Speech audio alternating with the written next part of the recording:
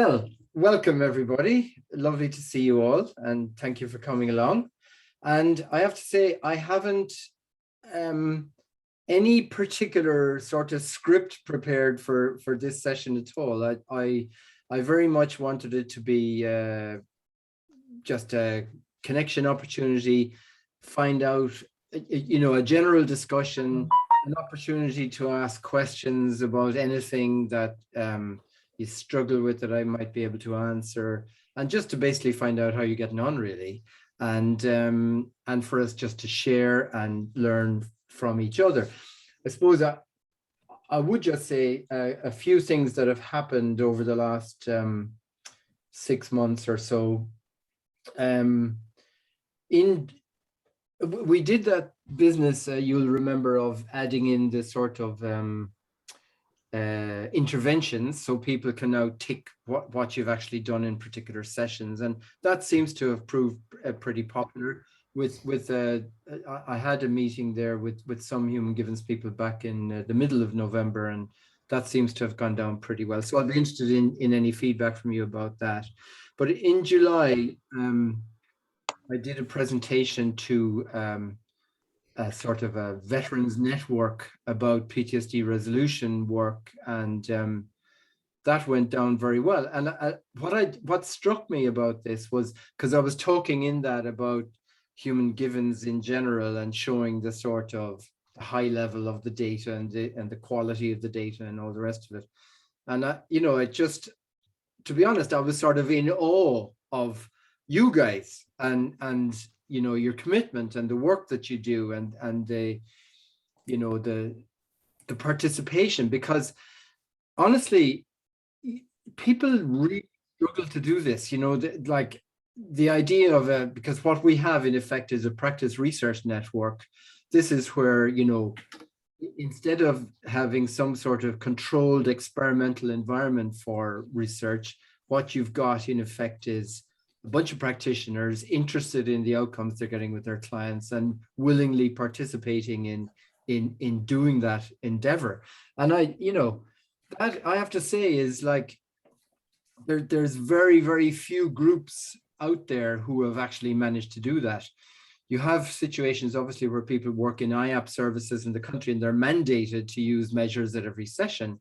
But this is a very different thing, because this is where you guys are, interested in the work you're doing with your clients, interested in seeing the progression or lack of progression, and looking at all of that. And the data speaks for itself, really, because, the outcomes are just excellent, really. And I know this because through Pragmatic Tracker, we provide, the facility to lots of different organizations out there. So, of course, although I can't say anything about who organizations are or show their data or anything like that, I do know, relatively speaking, that the results that human givens therapists get with their clients are really excellent, So having said that, I would just like to throw this open. Wave at me. It probably is the easiest thing if you want to chip in something or have a question or whatever. Maybe somebody can kickstart this and we'll see where we get to.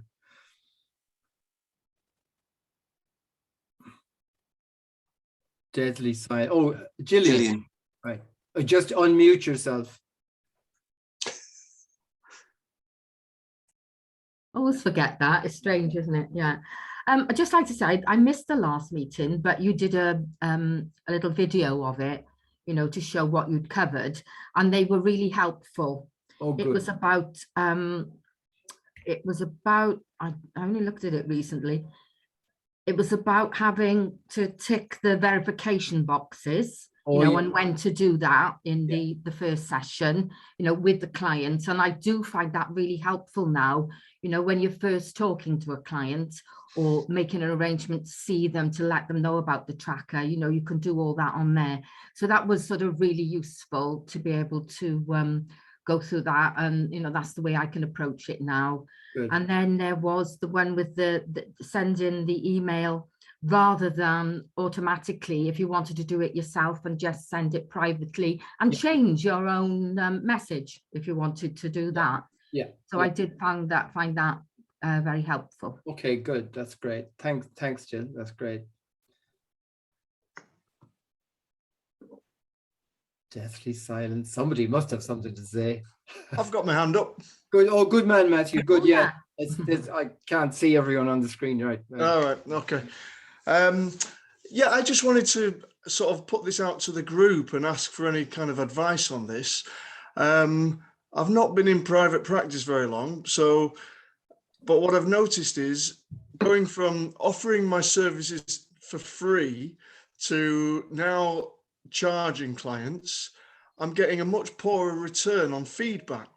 So, and I don't know if this is common or so. When people have finished the session, I generally get quite a poor level of them going back on, logging on and just giving a bit of feedback, especially written. Some will fill in, you know, the quick, what is it, the 5-1, Yeah. but very few will now leave any written comments, and I just throw it out there. Is this common, or is it yeah? Seeing some for nods. me it is as well.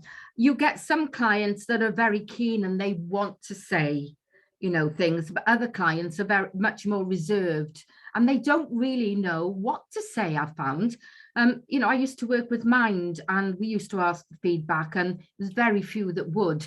I think it's whether that person feels confident in articulating what it is that they found helpful, you know. So it is normal. So don't take it personally. You know, those 3 P's. Okay. Don't take it personally. I'll try not to. Right. But there are some that are really, you know, really keen to give feedback, and especially now that we've had like the testimonials on the HG tracker. You know, I've found a few clients have you know, given me that feedback through a testimonial as well. But for me anyway, I don't know about anyone else, for me, it is quite common. They'll fill in the forms but they won't necessarily say anything. And mostly as well, I find, and I have to be honest, that everybody just ticks 10, 10, 10, 10, 10. And you know, I mean, that's great, isn't it? But I would prefer it if they would, you know, like some clients, they might put an 8 or a 9 or maybe a 7.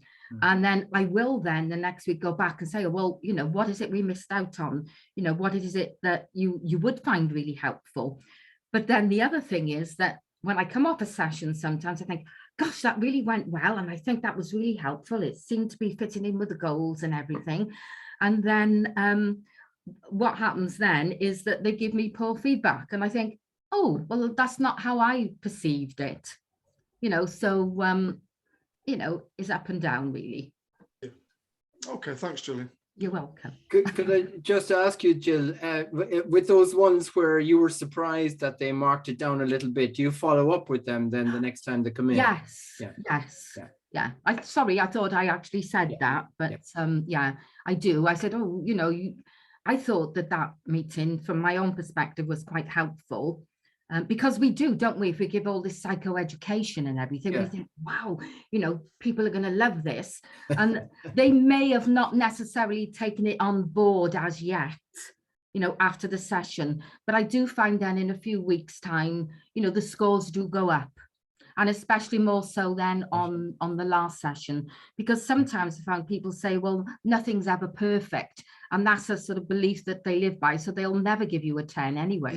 Yeah. You know, it's like that, I think, with people. Matthew, could I just chime in and say, I think there's a lot of factors that we will never know about in that as well. I mean, it's a generational thing, isn't there? I mean, every 5 minutes something pops up from Amazon that says, you know, how many stars do you want to give us because we did this? And there's a few of those things that I use where I try and mark them. And if you just click top marks for everything, that's great. They go away. If you don't, now they pop up and they want more of your attention. It's like, well, what did we do wrong? And you know, how can we get it up to 5-star?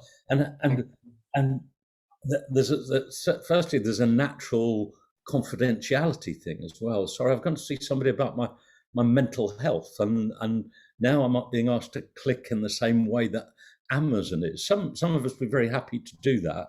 On a personal basis, it irritates the life out of me. And I, generally speaking, don't go back to websites that just keep asking me that kind of thing too much. So I really, just to repeat Gillian's words of wisdom, I would not give it another thought. Move on and do great work with the next one. Thanks, John. Fiona is wanting to come in there.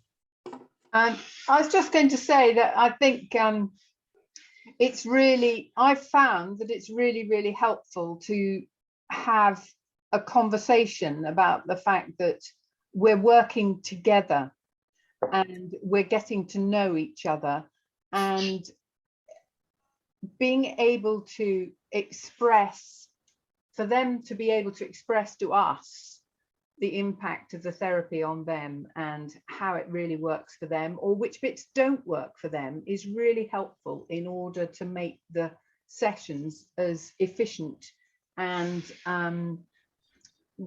efficacious as possible, really, for them. And actually unpacking that and having that conversation at the beginning, so that those 4 dots they put on the PRN5 actually mean something. They then tend to give a little bit more and perhaps put a comment at the bottom. And I have found that sending the PRN5 after the session, so that it's one step removed from me and it comes in from a system, means that they're not bound to say nice things because I'm in front of them. Can I just chip in here myself? John, you make a very valid point, and Fiona is actually balancing it out along with what Gillian has said as well. The whole point about feedback is like that, what you don't want it to be is exactly what you described, that sort of Amazon, tell us how we did, aren't we great sort of thing, you know? That's not what it's about. It is about the idea of having those sort of open, honest conversations with clients to create an environment, a very transparent, open environment where they feel comfortable to provide feedback, to sort of, because if they know it's important to you, that not to hear that you're doing great with them, but to hear about areas that maybe they feel you haven't got to yet, or that the approach you've taken isn't exactly, you know, doesn't sit very comfortably with them or something like that. That's what the value of feedback. It's sort of counterintuitive. It's like, it's not about getting 10, 10, 10, 10, 10.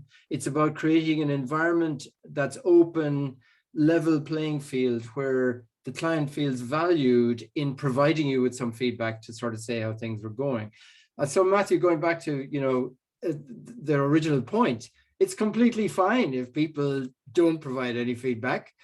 I would say it's very valuable at the early stage, and like in your first session with a client, to say, you will notice that you'll get a little feedback questionnaire at the end of the session or after the session. It's really valuable in our work together if you provide me any feedback with that about anything at all that might be in any way bothering you or whatever like that. You know, feel completely comfortable with letting me know anything at all, and just sort of setting that scene for the client to do that. Now, you know, this is not for everybody, and you know, amongst you there will be some who absolutely love this and really do this all the time, and there'll be others who don't do it at all, and it's completely fine. You know, I would say the very first session you have with a client is probably the most important time to get feedback from them, because the highest dropout rate is after one session of treatment, generally speaking, in, you know, worldwide. Clients drop out if at that first session they just feel, you know, this is not going in the direction I wanted to go in, you know.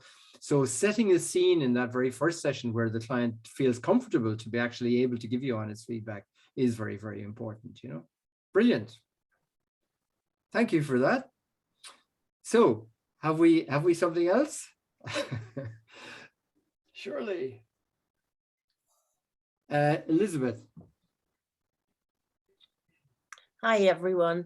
I was just I came to the to the end of some work with a young girl with OCD, and she just came in having had a blip and feeling awful the month before, came back feeling absolutely amazing with the work that we'd done, exploring the things that went wrong for her, and just she really made an effort to take on board and to put into practice all her tools and techniques, and came back feeling absolutely amazing. But she hadn't filled in the questionnaires beforehand, so I made the point of going through them with her, which sometimes I feel uncomfortable about because I feel it intrudes on that valuable therapy time, but on occasion it's just the right thing to do. And I was able to congratulate her all the way through about how her scores had changed.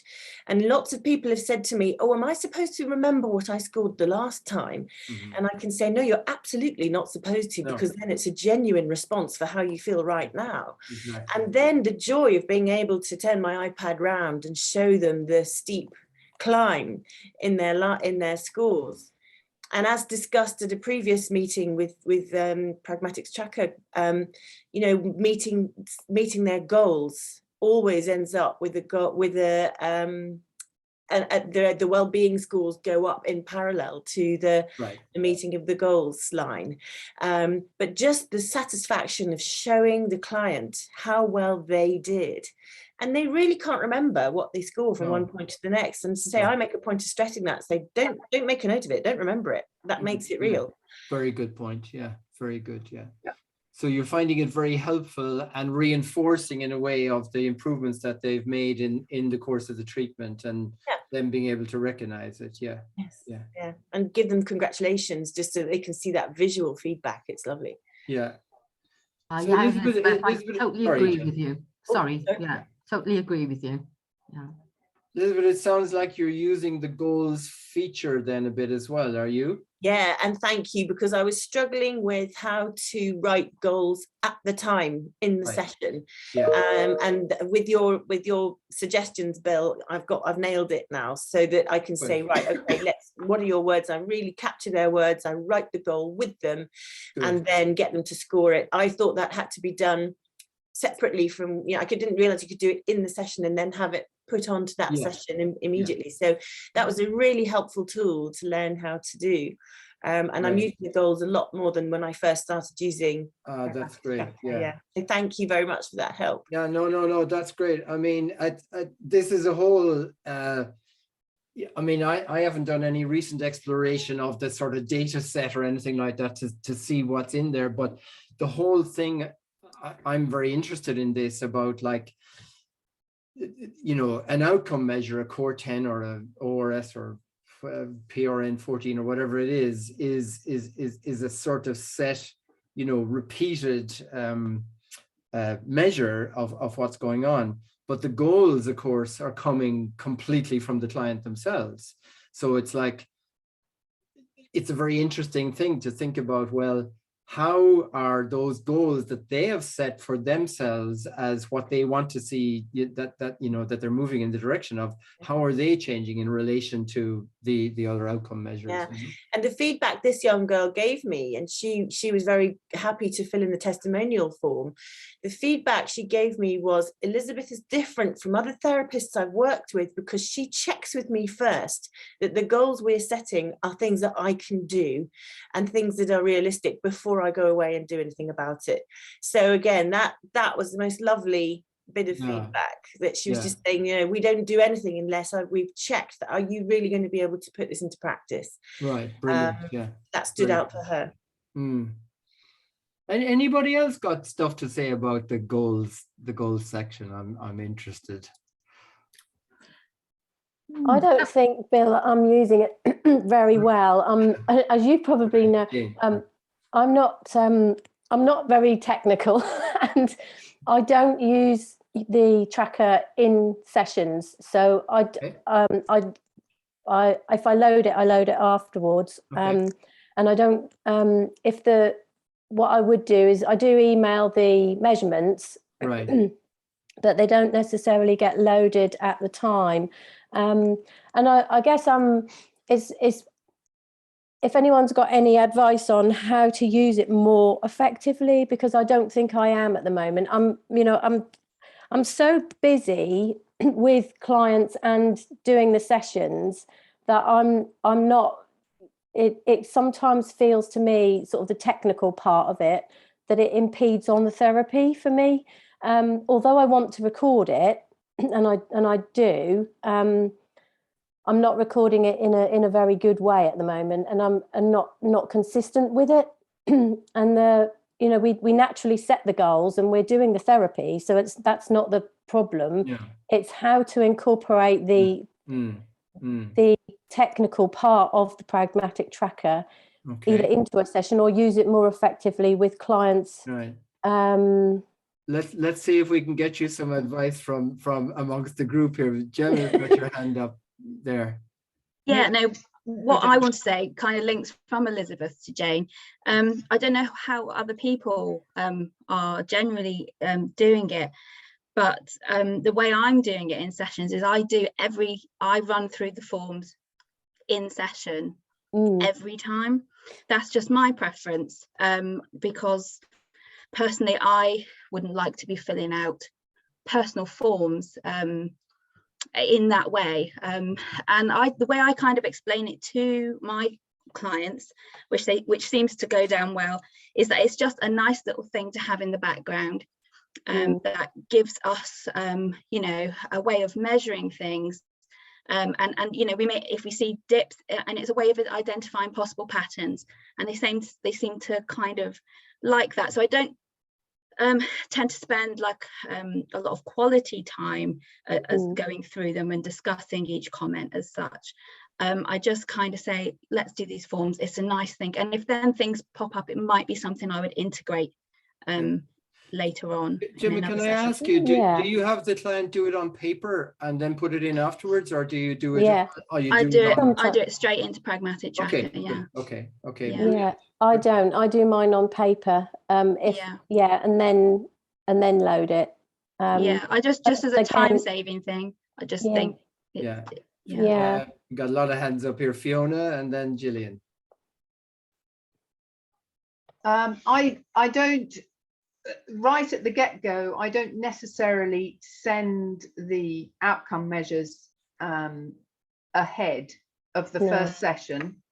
It depends what sort of a preamble and introductory conversation we've had over the phone, and whether I think that they would fill the basic outcomes like the core and the PRN 14, and possibly the ORS ahead of time. But what I do find is that they're going forwards, they're engaging in a way of doing the therapy that gives me a lot of information about how they are before they even come into the session going forwards. And you can see an enormous amount from just reading those outcome measures on the screen before they even arrive. And I find that really helpful in terms of then working on the things like, I mean, the last question on the core score, are they having distressing images and memories, popping into there? You know that there may be stuff there that's a problem. If you know that they're, anxious, tense and nervous all the time, you know what's coming, and you can see what their emotional capacity levels are like by looking down their PRN 14. So it really, really helps to have a good idea of where they're at before you greet them and you even begin the session, because you know what you might be dealing with. So I find that really, really helpful. Yeah, thank you. I said I would do that, but I would do that via email rather than quite often. So that, yes, and you're right, Fiona, it really does give you a picture before you, without even having any information particularly. But sending them out on Pragmatic Tracker, once you've got your head round the technical bit, means that you don't have to do any of that admin stuff of putting it all in afterwards, which actually takes a lot of time, which we haven't really got. So I commend it to you, Jane, because it made a huge difference to me when I got over that particular hurdle. Yeah, I just need to get more technical, don't I? I forget the word technical and say to yourself that this is definitely embracing positive change. Gillian and then Elizabeth. Yeah.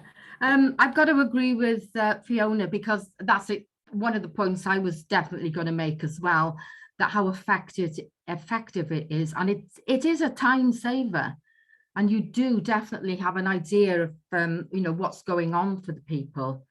But I think it is about change, because I know when I first started, and this is going back, I don't know, 7 or 8 years ago, maybe, when I started doing it privately at home rather than working in Mind.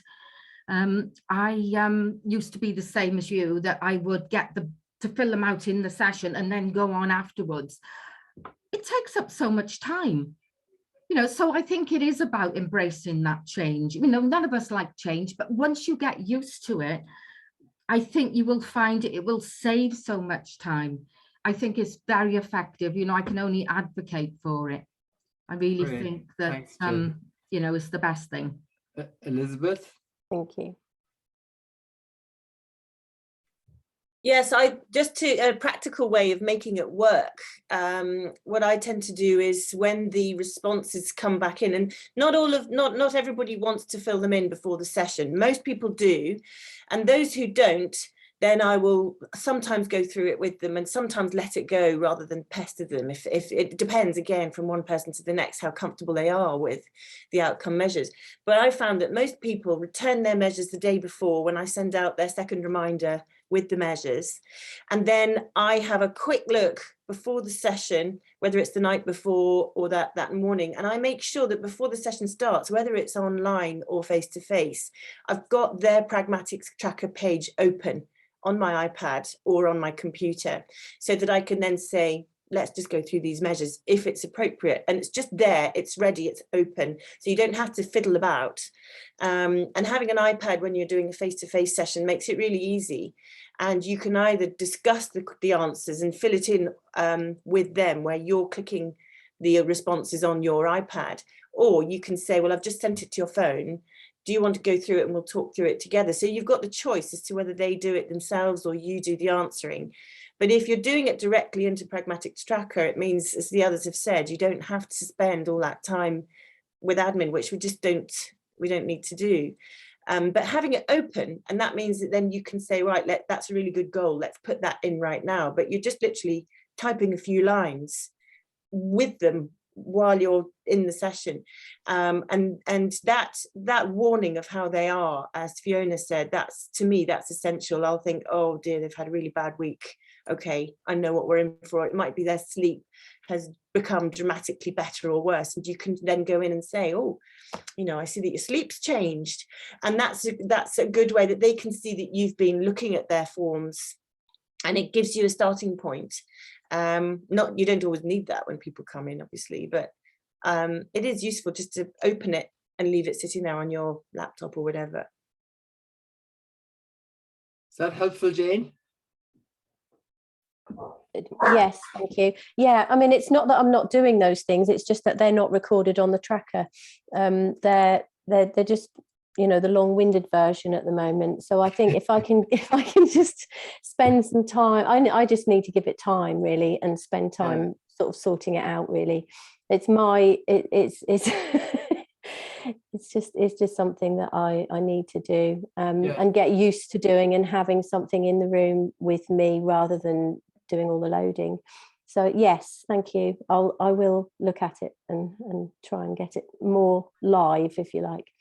Yeah, thank you. There's we did some sessions earlier on in the year. Matthew was at them for complete newcomers, and they're all available as so Jane, if there's a particular area that you think, oh, to be helpful to know more about how to set about doing the goals or whatever like that, just contact me and I'll send you links to those measures. Okay. And also just ask me questions as well anytime. It's fine, I'll always answer. Okay, thank you. Thank you, everybody. Sure. Matthew. Well, I just wanted to say, I probably say this every time I see you, Bill, but because I'm new to this, I don't know any other way of working. Yeah. And so I do everything on Pragmatic Tracker. It's and I know that people that have had other ways of working, you know, that I've spoken to other therapists, and I know some that find it very hard to transfer, and they don't see the point of going on to Pragmatic Tracker because they've already got their own systems. Yeah. But I just can't imagine any other way. All my notes are on there. The measures are on there. The emails go out automatically. The feedback's on, everything's on there. I don't need a safe at home to keep everything in. It's all there. So I think it's so again, Bill, thank you very much for providing this for me. And it's I think it's amazing. That's great. Thank you. Yeah. Well, I mean, you know, it's like some will, some won't, you know, that's the way it is, you know, not everything will appeal to everybody. But I mean, having said that, I remember before a recent presentation I was doing there, out of curiosity, I just wanted to see sort of the level of usage. And I just went on at like 11 o'clock one morning to see how many users had logged in. And there were like 22 people had logged in by 11 o'clock in the morning on one day. And there were another 20 who'd been in the day before, you know. So there's a lot of active users in there, you know, amongst you guys who are really using this a lot. And those who don't or can't or won't or whatever, well, you know, that's for them. That's fine. And you know, it's like, I just want this to be available to people to really help in treating, you know, in the work you're doing with your clients. For me, that's the starting point of all of this. It's a fringe benefit that, you know, you end up with a reservoir of data that you can say something about afterwards. But by far the most important thing is your interaction between you and your client, and that this process should help that rather than hinder it, obviously. You know, if it's hindering it, and you know, if for somebody who says, you know, I can't get my head around it, or it is, so just let it go, you know, it's fine, you know, that's fine. Nothing is for everybody, is it, you know? Right. I think you just feel safe in your own way of working, don't you? Yeah. And it's just beginning to come out of your comfort zone. And when you do that, you know, like we say, being stretched, then it's like an achievement. You know, I think, oh, I got the hang of this now. You know, so I was afraid to let the other way go. I loved having that paper in my hand. It felt secure. Yeah. But on a, you know, it was something tangible. But now I wouldn't do it any other way either. It's brilliant way of working. Great. It really is. Jim, and then Fiona. Just unmute yourself, Jim. Yeah. Yep. Yes. I mean, a couple of things just to say. What I found is over time, I've become more comfortable with the various bits of the Pragmatic Tracker. To begin with, it was a bit of a nightmare, but you know, over time, it's become quite, you know, it gets very comfortable. I mean, there's still things that I hardly use, but I imagine I'll become more comfortable with those, you know, as time goes on, and as people have said, oh, this is really helpful, and I've used it this way and that way. I've got one sort of very small technical question, which is on when you look at the scores, the graphs, sometimes two, like a PRN 14 and a C10 will be on top of each other. And I can get the top score, but I can't seem to manage to get the underneath score. Does that make sense? Yeah, it does. Okay. That happens when, for whatever reason, that client has scored in such a way that the dot just appears at exactly the same place. Yeah. The proportions are the same for them. What you do is you go to the right side, the chart controls, and you can click the all box twice and it'll be none, and then you use them one at a time. And when you just have one measure selected on the chart control, the y-axis for that measure will switch to the correct one for it then on that side, and you'll be able to see it then, you know. It does happen very occasionally. Thanks, Jim. Is that it, Jim?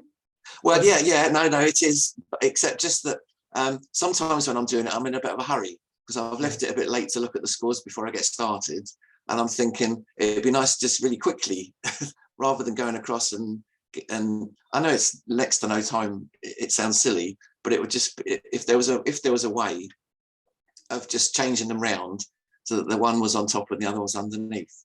But if not, that's fine. If not, you know. Well, the way to do it is to separate them out. I mean, if the Yeah. score is identical, it'll just be identical. There's nothing we can do about that. Yeah. So you have to separate them out that way. The other thing is to just click the summary tab, and you can see the total scores on the summary tab as well. Up along the top, you've got a tab called summary. If you click on summary, the scores are presented in a table form rather than on a chart. And so you can quickly look at what those scores were that way as well, you know. All right, okay. Yeah. I've not found. And remember, by the way, when you click on the scoring point on the chart, you get the table drop down underneath as well, which shows you the actual each item by item of the first time they came in, the time before this one, and this time as well, you know. A lot of people miss that. They don't realize that the table drops down underneath. So thanks, Jim, very much. There was Fiona and then Jenna.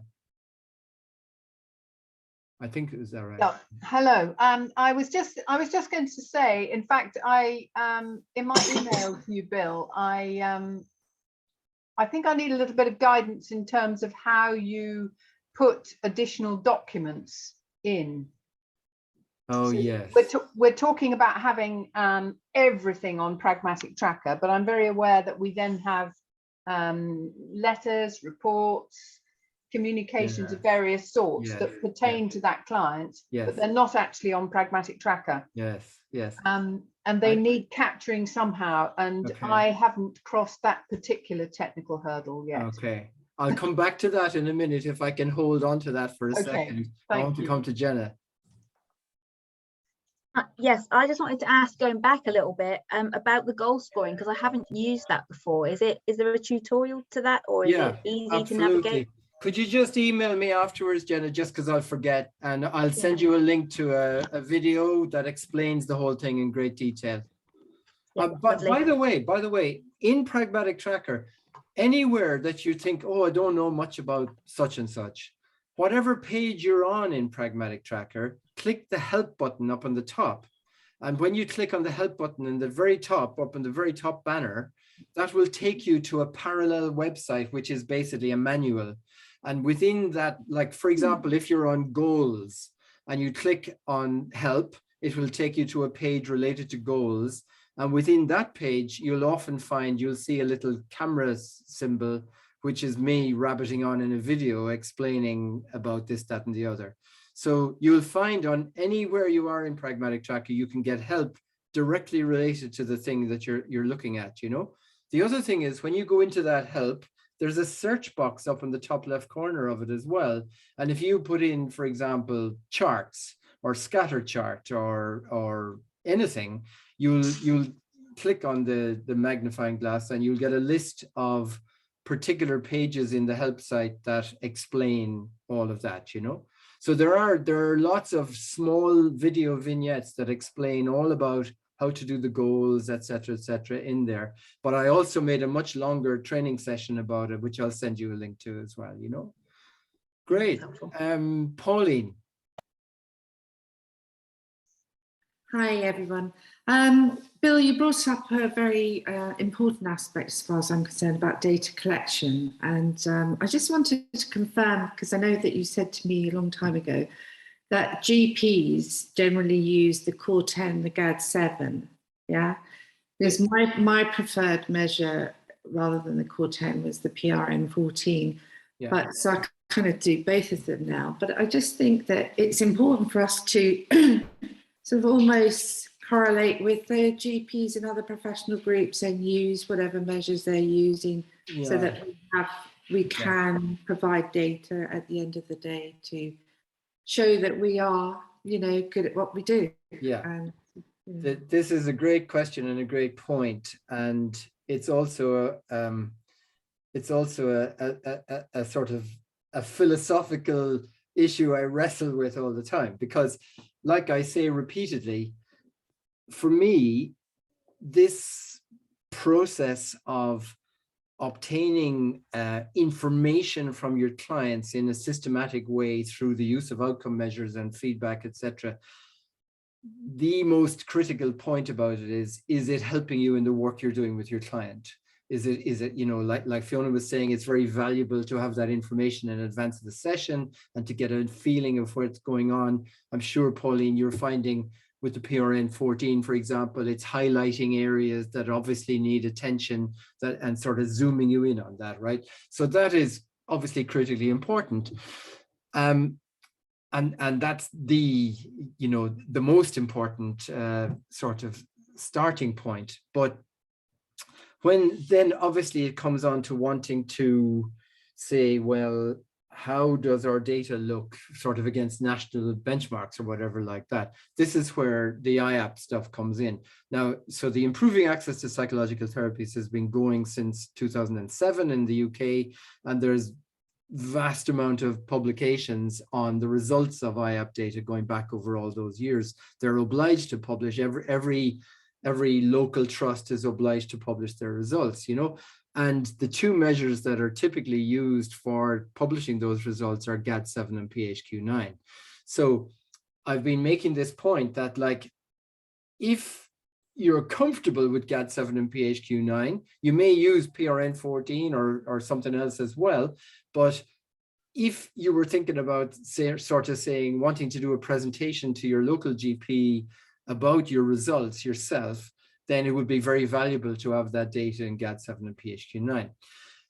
The challenge is that, like, this journey of ours began way back in 2005, I think, and we got on board with CORE right at the very beginning, and it sort of became embedded as the de rigueur measure and all the rest of it. And it's a fantastic measure. CORE 10 is a fantastic measure.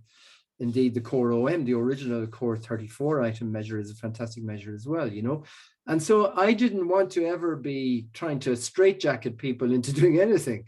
I'd like to say, you know, use this system, use it in the way that best works for you and provides the best value for you. If you want to go a step further, and in fact, that was what the meeting before this was about with PTSD resolution, is to say, okay, and this is exactly what we're wanting to do, is in the new year to try to have 100 cases, 100 clients that are measured, where the therapist measures in whatever they want to do, using PRN 14, CORE 10, or whatever. But independent of the therapists, the clients will also be measured for the purposes of this research study using the IAP measures. So we are then able to say, well, look, regardless of how you measure the change for these people, it's showing change anyway, you know.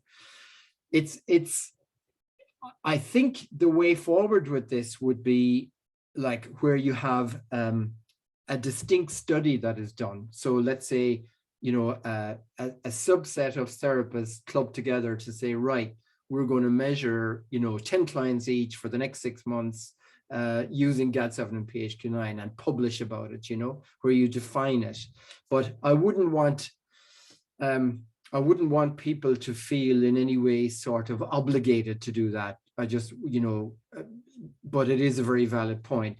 The trouble is that, you know, we've got therapists working in all sorts of different ways, and trying to get it sort of regimented into a very structured manner would be sort of straitjacketing people, and I never ever want to do that, you know. So I hope that rabbiting on sort of somehow answers the question. I hope it makes the point. But it is very valuable to obviously have data in GAD-7 and PHQ-9 as well, to be able to look at national benchmarks. I just saw a hand go up there. Jim. Thanks, Bill. First of all, apologies for saying it was a bit of a nightmare when I started. That was a terrible thing to say. It wasn't a nightmare at all. It was just a bit difficult. So sorry, Bill.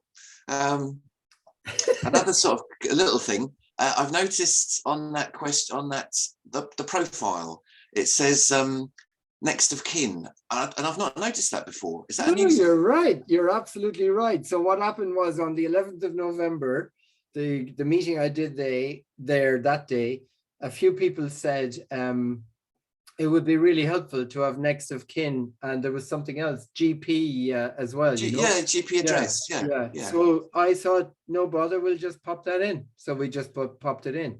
Okay. Yeah. So well done for noticing it. I mean, none of these things are, these are there to help you, simply, you know, to have that information readily available to you so you don't have to go searching for it. That's what people, why people wanted it, you know? I mean, I did think, well, gosh, actually, that could be potentially quite a really important thing to have. Yeah. But I've never collected it before. No. And then I'm thinking, well, it's because it's not on the form. Well, I don't know, it's a while back now, but when the human givens, you know, on the members area, the forms are all there in, you know, in sort of a plain form. So I don't think, pretty sure next of kin isn't on that client information sheet, is it? That's what it's called. Yeah, that's right. Yeah. So you know, when people make requests that are easy to accomplish, I'll do them. You know, and that was very easy to do, to add in a couple of extra fields for that. It's just so that people can quickly go to think, or, you know, if there's some sort of an issue, they know who to contact or whatever it might be. You know? Yeah, that's great. Oh my gosh, there's hands going up all over the place. Matthew, Fiona and Gillian, I think. Thanks, Jim. Jim, are you done?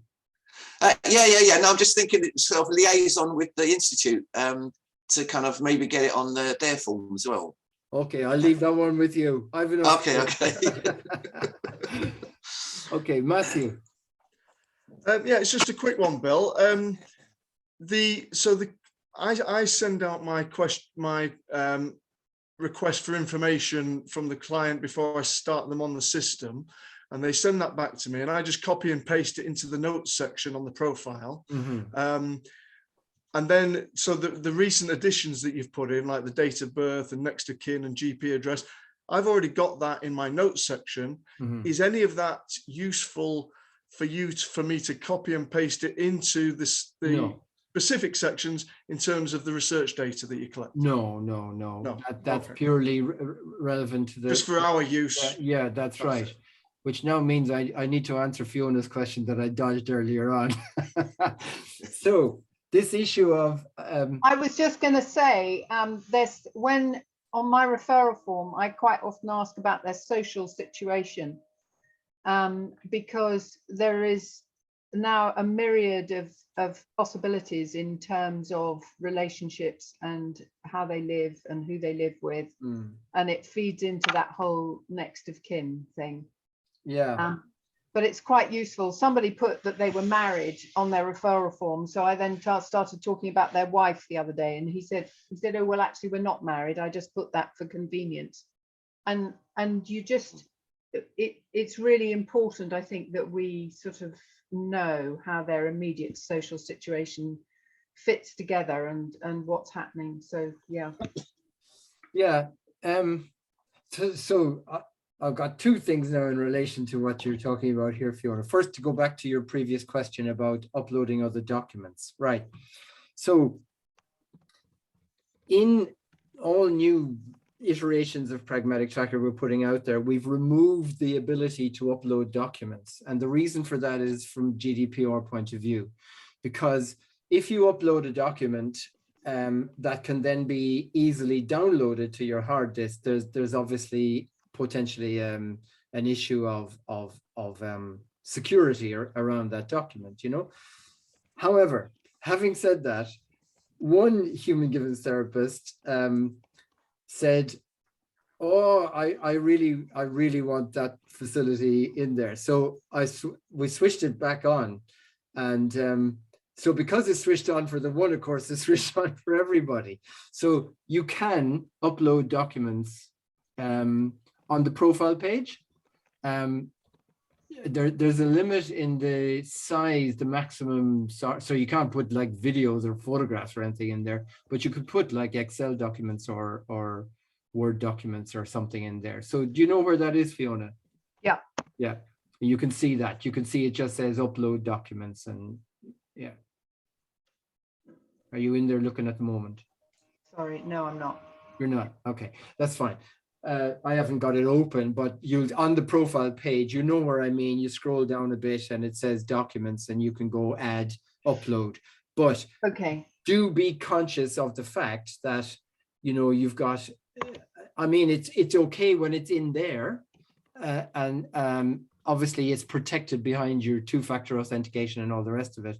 But obviously a document that is uploaded can be downloaded, and then you've got to think about, well, where is that file? Is it on my hard drive somewhere? Is my hard drive protected and all the rest of it, right? What we've actually would prefer to do is to recommend people to have a repository for documentation that is like G Drive or something like that, where you've got two-factor authentication to get into your G Drive, and you've got a protected folder in your G Drive associated with your clients. That would be probably a bit more secure, you know, but it's only a security issue. As long as you're aware of that, you're yourself, that, you know, that's fine.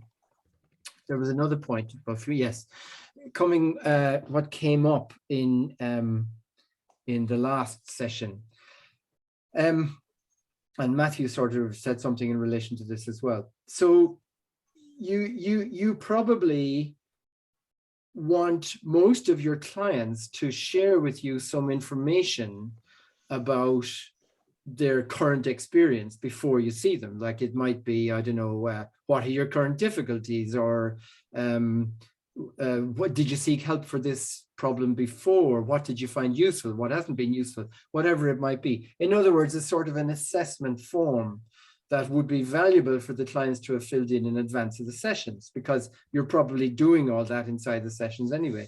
And I know that I think the Human Givens Institute have various sort of template documents for this. Now, there is absolutely no reason why we can't create, call it, if you like, for all the world, an assessment form. And that might have stuff like next of kin, like Matthew was talking about in there, or whatever. You could have whatever you want. And I can build that, and that can be available. So it could be something that you might use, for example. You mightn't necessarily send it out to the client, but you might use it as just as a place to capture all of that sort of information. Or you might want to send it out to the client in advance of the session, you know. The difficulty is that I need someone to do it, to actually design it and come up with it, you know. So in a way, you know, if there were some people who were keen on this idea, then I guess I need you to get your heads together to sort of come up with the design of it. Once the questionnaire is actually designed, whatever it is, whether it's, you know, free text boxes or multiple choice answers or whatever like that, that's all easy to do. But it's like, it needs to come from ye, if you like, you know. So if, I guess I might as well throw this out there, if there were some amongst you who were interested in this as an idea and were willing to come together with a few colleagues to, you know, have your own meeting and toss it about, and then maybe come up with something that we could present out to the wider group for feedback, maybe contact me and I'll put you in touch with each other. Elizabeth, you got your hand up there. Oh, and John, sorry. Oh, no, I don't want to push. I don't want to push in, whoever's first. Yeah, sorry, hang on a minute, Elizabeth. Matthew, John, and then Elizabeth. I'll put my hand up. The only thing for me, Bill, would as a suggestion would be where the notes sections are, both on the profile and on the sessions pages. If the notes section was bigger, so it looked more like a page, so because that's where I put all my notes, but it's a really small little box that you have to scroll through. No, there's Matthew, there's a little handle down on the bottom right corner of it. There's like 3 little lines. You pull that and it'll open down as big as you want. Right. Keep it up. Thank you. John. Bill, 2 important things. Firstly, I've got to go, but the second most important thing is you do a huge amount of work on this. It must take an awful lot of your time and energy and resources. So I just wanted to echo what Matthew said earlier. Thank you hugely for what you do. Thank you very much. That's great, John. Thank you. I appreciate it. Forgive me for leaving before the end. No, you're fine. We're in the last few minutes anyway. Thank you, John, very much. Elizabeth and then Jenna. Elizabeth, there you are. Oh, you're muted, Elizabeth. Elizabeth, you're muted. Sorry, I'm muted and I double clicked. Yeah, I got very confused. I mean, I run two sides of my business. I've got the human given side where I'm still a trainee, and I've got the speech therapy side. And I was trying to send out consent forms, information gathering forms. Some people said they couldn't use Word. Some people said they didn't have a printer. Some people had no idea how, and I didn't know how to get the forms back to me in a really easy electronic fashion. So I've actually devised a Google form. And I now use Google Forms for absolutely everything. And so even gathering consent. Now, the human givens one is slightly different from the speech therapy one, where I'm asking the basic contact details. And then I can, just now, I've just added something onto my Google form where I've thought, oh, yes, social situation, that's a good idea. I can put another question in there. Now, the reason why I think that should be an individual thing designed by an individual therapist is that we can have the logo of our own business, which we put into that Google form. You can design what kind of answers you want, whether it's drop down, multiple choice, paragraphs, or whatever, and which ones are compulsory, which ones are a free choice to answer. Whether or not that should be a staple, because I mean, I've taken forms from Human Givens and used the questions that is on the standard form and put it into my form, but I adjust it, change it as I go along. And I do think that should be an individual thing. And it's just a matter of every time you think of a new thing you want to know, you just pop it in. You can pop it in, I mean, that's right. That's why I have to say I've sort of stayed away from this, because I think everyone has their own idiosyncratic way of doing this, and you know, what you might ask mightn't be the same as what Gillian asks or Matthew or whatever like that, you know. And I think that the other thing is that, like, obviously you're getting permission from clients to capture their data electronically. Well, you can't use the system that you're going to capture their data in to get permission to use the system, if you know what I mean. So there's a preliminary step before you get to Pragmatic Tracker, if you like, where you're obtaining permission to do that. So the Google form that idea is a great idea, you know. And I found that however old people are, you know, there are some people who are past the sort of technology age, you know, older clients who get really befuddled by me sending a document that they've either got to print or to download and all. Google Forms don't seem to bother anybody because they are so easy. It's very straightforward. And I've also worked out how to get the Google form returned to me in the form of a PDF. So I can then store the PDF in Dropbox under that client's name. So I've actually got all that information on a sheet, which I could either print or upload to Pragmatic Tracker. And it works absolutely beautifully. It means that no paper is needed and everything is just done backwards and forwards in emails. That's great. That's great. Fiona, thanks very much, Elizabeth. It's okay. Can I just ask a question while you're talking about Google? How safe do we think Google is in terms of where the information goes? Oh, it's dead safe. My daughter works for them. That's a good point. Okay. I collect mine on a different platform, and it goes into my own hard drive. So it doesn't go onto any public cloud. I must say, my entire life is on Google, is on G Drive. So our whole business is on G Drive. Right. You know, if somebody busts into that, we're in big trouble. I have been using it for 10 years without any concerns, really, you know. Okay. Two-factor authentication, protected to get in there and all the rest of it. I'm pretty happy about it. So. Okay. Jenna, very last point. We're exactly on 11 o'clock. Yes, I just wanted to ask a quick question. Is there actually any way to link your appointments in Pragmatic Tracker with a Google Calendar? Not yet. Okay. Not just yet. because I put it in Pragmatic Tracker and then I sort of have to sort of I don't put any client information. I just let me know I have an appointment as such. I just wondered if there's any way to. It is something we do talk about, and we haven't got around to doing it yet. Basically because the funding has got to come from somewhere to pay to get the development done, you know.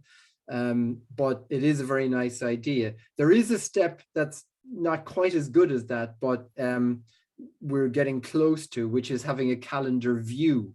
So you'd be able to click on calendar view to see your appointments for that week, still inside Pragmatic Tracker, but actually in the shape of a calendar, you know, which would be helpful as well. But I agree that integrating we need what's called an API to do that, and its development and cost and all the rest of it, you know. But, you know, watch this space. We may get there eventually. Pauline, you've your hand up. Hi, Bill. I was just wondering whether we could add an additional therapeutic approach, i.e. mindfulness, to the list. You know, the tick box list that we use. Mindfulness techniques. So I use a lot of things like gratitude therapy and visualization. Oh, yeah, of course. Can you email me to remind me, please? And I can get that added in there. And anyone else who has anything in particular, you know, if you think of something after the meeting, just email me about it, you know.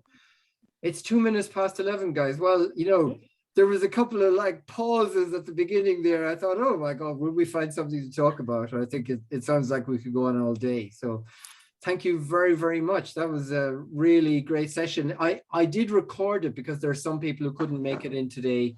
I'm pretty happy that there was no sort of client identifier material in there. So you're all just nod if you're all comfortable with that being available to other therapists to use. Great. Okay. All right. Well, thank you ever so much. And you know, we will meet again. Maybe not before Christmas. So happy Christmas. Oh, I can't believe I'm saying that. But in the new year anyway. So thank you very, very much. All the best. Thank you. Bye. Thanks, everyone. Bye. Thanks, Bill. Bye. Thank you.